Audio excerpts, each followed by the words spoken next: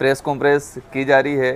हम हालांकि छोटे छोटे कार्यक्रमों में कहीं न कहीं बाइट या कहीं न कहीं बयानबाजी जरूर हो जाती थी, लेकिन लंबे समय के बाद यह माना जाए कि विधानसभा 2023 और लोकसभा चुनाव के बाद पहली बार मीडिया के सामने हम सामूहिक रूप से रूबरू हो रहे हैं।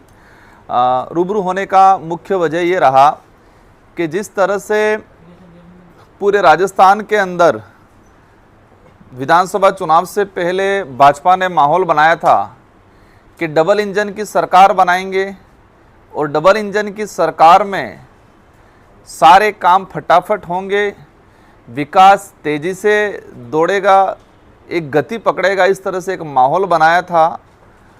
और जैसे विधानसभा चुनाव हुए, राजस्थान के अंदर भजनलाल जी की सरकार बनी और विशेषकर चर्चा में है पर्ची की सरकार।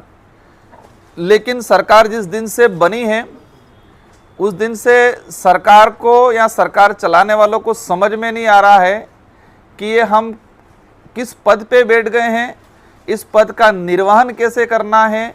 ना तो मुख्यमंत्री जी को समझ में आ रहा है, ना ही उनके जो मिनिस्टर हैं, इन मिनिस्टरों को भी समझ में नहीं आ रहा है कि हम कौन हैं, हमें क्या करना चाहिए। वहीं से हम सीधा हमारे शेड्यूल एरिया पे आ जाते हैं और शेड्यूल एरिया में हमारे 2 मिनिस्टर बनाए हैं, टीएडी मिनिस्टर बनाए हैं और एक राजस्व मंत्री बनाए हैं। अच्छी बात है कि आदिवासी इलाके से 2 मंत्रियों को बनाया है। हमें भी आशा थी, भले हम विपक्ष में थे, लेकिन इस क्षेत्र को लेके कुछ अच्छा काम करेंगे। लेकिन आज ये 8-10 महीने होने आ गए और जिस तरह से उनका जो रवैया रहा है, उनके डिपार्टमेंट के मंत्री कम नज़र आते हैं। ये एज ए पार्टी के प्रवक्ता या पार्टी के कार्यकर्ता के रूप में ज़्यादा काम कर रहे हैं। उनके डिपार्टमेंट में क्या हो रहा है उनको कोई पता नहीं है। एज ए पार्टी पर प्रचारक के रूप में वर्तमान में काम कर रहे हैं और डिपार्टमेंट के अंदर अधिकारी वर्ग एक चूहे की तरह पूरे डिपार्टमेंट को करतने का काम कर रहे हैं। लेटेस्ट एक न्यूज़ आई थी टीएडी डिपार्टमेंट के अंदर, जिस तरह से सामग्री का बंटवारा हो रहा है। आज टीएडी डिपार्टमेंट के अंदर छात्रावासों के अंदर हमारे आदिवासी समुदाय के बच्चे पढ़ रहे हैं और उनको घटिया सामग्री का जो वितरण किया जा रहा है। छात्रावासों में जैसे असुरक्षा बढ़ रही है, हॉस्टल वार्डन जितने भी थे, टीएडी एक मिनिस्टर साहब ने राजस्थान विधानसभा की गरिमा को तार तार किया है। आप सबकी जानकारी में होगा, मैं विधायक था, 2023 में दोबारा चुन के गया। मैंने विधानसभा में क्वेश्चन लगाया था कि टीएडी का कैडर बन रहा है, उस कैडर का क्या हुआ। टीएडी का नॉर्म्स है, सर्कुलर है कि 5 साल से 3 साल से अधिक कोई भी वार्डन नहीं रह सकता है। मैंने क्वेश्चन लगाया था, मंत्री जी ने जवाब दिया विधानसभा के अंदर कि हाँ बिल्कुल, टीएडी के अंदर 3 साल से जितने पुराने वार्डन हैं सारों को सारों हटा दिया जाएगा। मंत्री जी का विधानसभा के अंदर जवाब है ये। सेकंड, उन्होंने कहा था कि 2 से 3 महीनों में कैडर को पूरा कर दिया जाएगा। कैडर की प्रक्रिया चल रही है और इस कैडर का निर्माण जल्दी किया जाएगा ताकि टीएडी की अलग से वैकेंसी जारी करके भर्ती की जाएगी। एक राजस्थान की विधानसभा, एक सबसे सर्वोच्च, हमारा राज्य का सर्वोच्च सदन के अंदर एक मिनिस्टर एक संवैधानिक पद पे संवैधानिक सभा में ये झूठ बोले हैं कि 3 साल से ऊपर जितने वार्डन थे उनको हटा दिया जाएगा। लेकिन अभी तक कुछ नहीं है।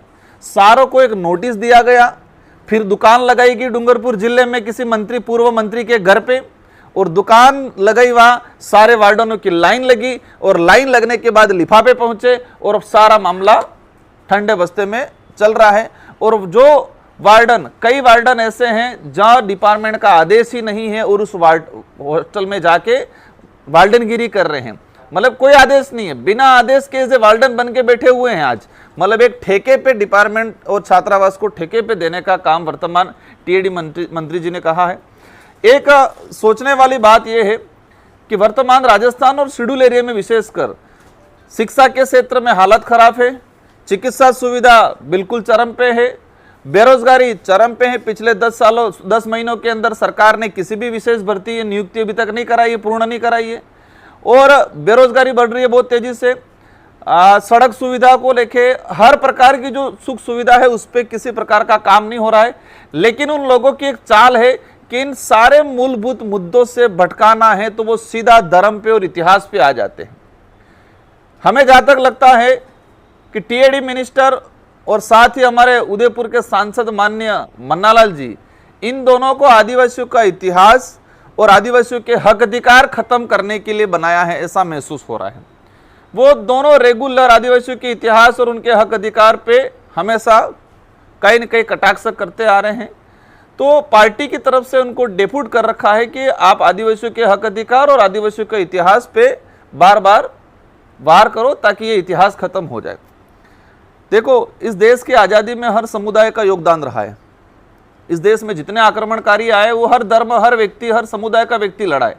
उस समय कौन किस जाति का है, कौन किस धर्म का है, उस आधार पे युद्ध में नहीं जाते थे। एक अंदर राष्ट्र भावना थी और लोग इस देश के लिए लड़ते थे, मर मिटते थे।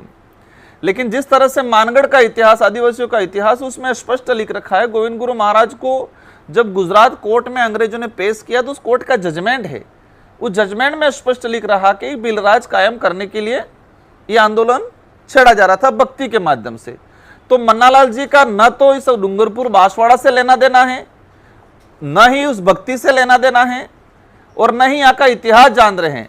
लेकिन किसी के इशारे पे ये लोग कहीं न कहीं धीरे धीरे हमारा इतिहास को खत्म करने का काम कर रहे हैं, उनके पार्टी आलाकमान को खुश करने के लिए। राणा पूजा भील की जयंती कल हुई, पूरे देश में धूमधाम से मनाई, आदिवासी समुदाय ने भी मनाया, अन्य ने भी मनाया। लेकिन जिस तरह से टीएडी मंत्री का कल विवादित बयान आया है, उन्होंने कहा है कि राणा पूजा भील नहीं थे, वो सोलंकी राजपूत वंश से थे। एक इतिहास को खत्म करने का काम कर रहे हैं। सबको पता है ऐतिहासिक पृष्ठभूमि के आधार पे उनके वंशज भी हैं, लेकिन जिस तरह से मॉडिफाई करके किसी विशेष संगठन के द्वारा उनको पोषित किया जाता है मानसिक रूप से, और वो ऐसे बयानबाजी करते हैं क्योंकि उनको वोट बैंक का डर है, उनको राजनीति का डर है। तो राणा पूजा के बारे में जिस तरह से उन्होंने गलत कमेंट किए हैं, उसको लेके पूरे आदिवासी समुदाय और साथ ही अन्य समुदाय में भी ये एक आक्रोश पैदा हुआ है।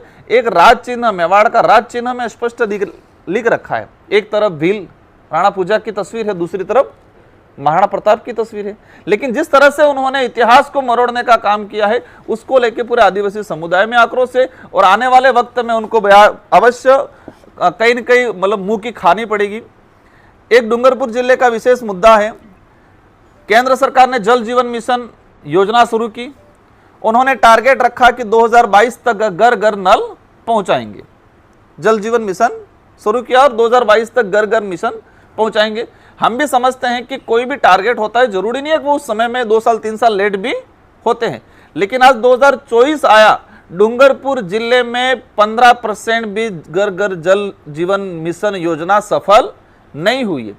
मैंने लोकसभा के अंदर क्वेश्चन निकाल के मतलब क्वेश्चन लगा के डिटेल निकाला है कि आदिवासी बाहुल्य क्षेत्र में, शेड्यूल एरिया में वो 18% के आसपास है, पूरे शेड्यूल एरिया में। मतलब उनकी जो स्कीम थी वो 85% असफल हुई है। हमने करेणा प्रोजेक्ट सैंक्शन करवाया था पिछली सरकार में, 886 करोड़ का करेणा प्रोजेक्ट, जो पूरी 84 विधानसभा, साथ ही डूंगरपुर का और गलियागुट का, मतलब 3 विधानसभा का कुछ हिस्सा कवर हो रहा था।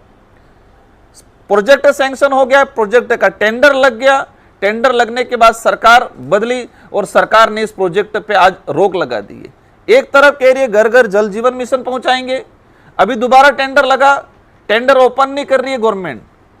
मतलब ये क्लियर है कि ये लोग कहीं न कहीं सिर्फ धर्म की राजनीति पे, विकास का सिर्फ छोला पहनते हैं। और विकास में जो काम मैंने प्रोजेक्ट सैंक्शन करवाया करेणा का पूर्व मुख्यमंत्री जी से, सब कुछ हो गया है, लेकिन ये टेंडर ओपन, अभी रीटेंडर जो लगा है उसको ओपन करके वर्क ऑर्डर देने का काम नहीं कर रहे हैं। और अभी 84 में उपचुनाव के लिए आ रहे हैं। 84 की जनता तैयार है कि राजकुमार रोत ने, पूर्व सरकार ने जो प्रोजेक्ट सैंक्शन करवाया था, उस प्रोजेक्ट को बीजेपी ने रोक लगाया है, तो बीजेपी पे भी यहाँ पे रोक लगेगी।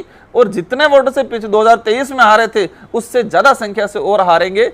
लेकिन उनको पता नहीं है, उनको लगता है कि हम धर्म की राजनीति के नाम से चुनाव जीत जाएंगे। साथियों, एक डूंगरपुर जिले ही नहीं, पूरे राजस्थान में एक बड़ा इशू चल रहा है। पिछले 5 सालों में जितने विद्यालय क्रमोन्नत हुए, 8वीं से 10वीं बनाया, 10वीं से 12वीं बना, उस विद्यालय में क्लास शुरू हुआ, एडमिशन जरूर हुआ, लेकिन वो पद, टीचर का पद, सेकंड ग्रेड टीचर और व्याख्याता का पद आज तक क्रिएट नहीं किया गया है। अभी सरकार ने पिछला 10 महीने हो गए, 10 महीने होने आ गए, उन पदों का क्रिएट नहीं हुआ है। डूंगरपुर जिले में ऐसे कई विद्यालय हैं और मेरी जानकारी में 100 से 150 सेकंड ग्रेड और व्याख्याता के पद हैं जो गवर्नमेंट क्रिएट नहीं कर रही है। क्रिएट नहीं करने के पीछे मूल रीजन क्या है? क्योंकि पद रिक्त बताएगा, जैसे क्रिएट करेंगे तो पद रिक्त बताएगा। तो गवर्नमेंट नहीं चाहती है कि हमारी पोल खुले, इसलिए जो मतलब क्रमोन्नत जो विद्यालय थे उन विद्यालयों में पद क्रिएट करने का वर्तमान गवर्नमेंट में कोई काम नहीं किया गया है। एक लंबे समय से डिमांड चल रही है ग्रामीण इलाकों के अंदर, और ग्रामीण परिवेश कहीं न कहीं रोजगार नरेगा पे डिपेंड रहता है। हर परिवार कहीं न कहीं जो गरीब परिवार है वो रोजगार गारंटी में निर्भर रहता है। लेकिन पिछले समय में से लगा कि वर्तमान तक केंद्र सरकार ने नरेगा का लेबर पार्ट का बजट काफी लॉस किया है, और जो अभी बजट आया उस 2023 वाला जो लास्ट बजट रहा केंद्र सरकार का, सेकंड जो सरकार एनडीए की जो बनी, उसका 33% नरेगा का बजट उन्होंने कटौती किया। और आज भी डूंगरपुर जिले में नरेगा में 3-3, 4-4 महीने हो गए नरेगा का लेबर का पैसा नहीं आ रहा है। छात्रवृत्ति के लिए आंदोलन कर रहे हैं बच्चे, 3-3 साल हो गए छात्रवृत्ति नहीं आ रही है।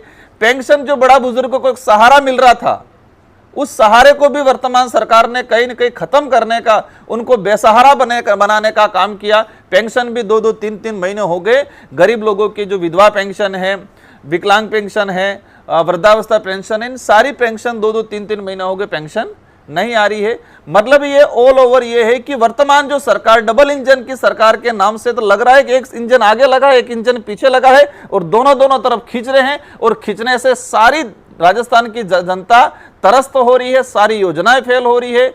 और माना जाए कि आम जो जीवन यापन कर रहा था वो व्यक्ति भी त्रस्त है, क्योंकि महंगाई बहुत तेजी से इस वर्तमान सरकार में बढ़ी है।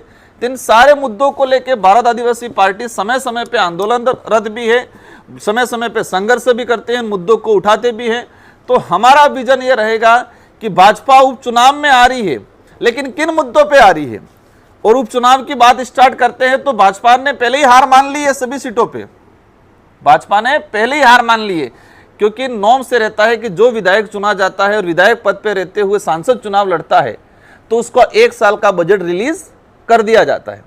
राजस्थान के अंदर 5 जगह ऐसे एमएलए हैं जो एमएलए रहते हुए सांसद बने, 1 जगह आरएलपी का, 3 जगह कांग्रेस का और 1 में बीएपी से। तो 5 जगह वर्तमान सरकार ने एमएलए कोटे पे बैन लगा दिया है। आज तक के इतिहास में यह देखा गया है कि पहले भी एमएलए रहते हुए सांसद बने हैं, लेकिन उनका बजट रिलीज कर दिया जाता था। 1 साल का बजट जो संबंधित एमएलए होता है उसको दिया जाता था, लेकिन वर्तमान सरकार ने इस पे रोक लगा दिया। इससे सिद्ध हो गया कि वो पहले ही हार मान चुके, 5 सीटों पे पहले ही हार मान चुके हैं, और अवश्य हारेंगे, बुरी तरह से हारेंगे, क्योंकि उनकी नीतियां सही नहीं रही है। आम जनता को कौन सी पार्टी, कौन नेता, वो लेना देना नहीं है। आम जनता को मूलभूत सुविधाओं से, पारदर्शिता से डिपार्टमेंट के अधिकारी काम करे, और गवर्नमेंट की जो स्कीम है, भले किसी भी गवर्नमेंट की हो, उस स्कीम धरातल पे पहुंचे। लेकिन वर्तमान सरकार को समझ में ही नहीं आ रहा है, और एक तानाशाही रवैया